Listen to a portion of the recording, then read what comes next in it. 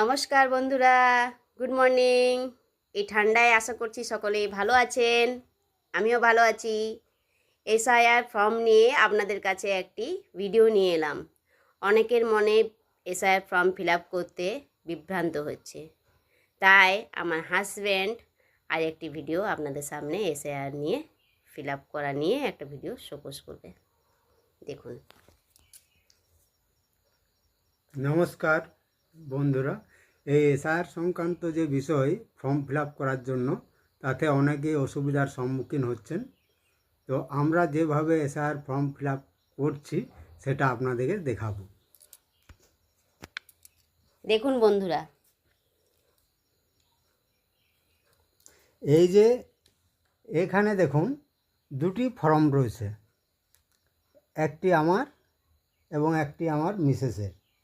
তো এবারে আপনাদেরকে বলি যে যাদের 2002 সালে ভোটার তালিকায় নাম আছে, মানে 2002 সালে যাদের ভোটার তালিকায় নাম আছে তাদের ফর্মটা কিভাবে ফিল আপ করবেন।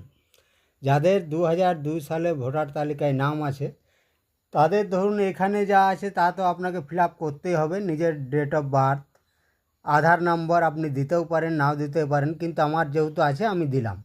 মোবাইল নম্বর, পিতার নাম এবং এপিক নম্বর দিতে হবে, মায়ের নাম, এপিক নম্বর, এবং বিবাহিত হলে স্ত্রীর নাম এবং এপিক নম্বর আপনারা দিলেন।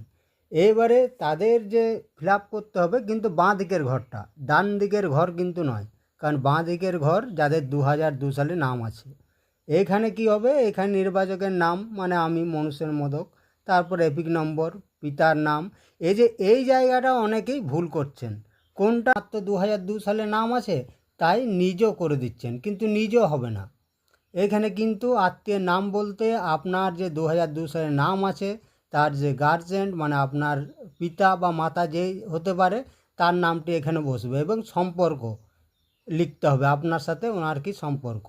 তাই আমার পিতা, আমি পিতা লিখেছি, জেলা বাঁকুড়া, রাজ্যের নাম পশ্চিমবঙ্গ, বিধানসভা ক্ষেত্র যেটা সেটা আপনাকে লিখতে হবে আপনার অনুযায়ী।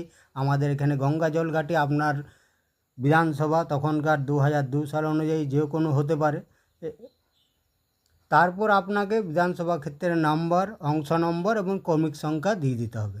তারপর এখানে নিচে আপনি সই করবেন, তারপর আপনি ডেট দিয়ে দেবেন। এবারে আপনি যদি না প্রেজেন্ট থাকেন তাহলে আপনার পরিবারের যে কেউ সাবালক সদস্য স্বাক্ষর করতে পারে এবং তার পাশে লিখে দিতে হবে আপনার সাথে তার সম্পর্ক কী।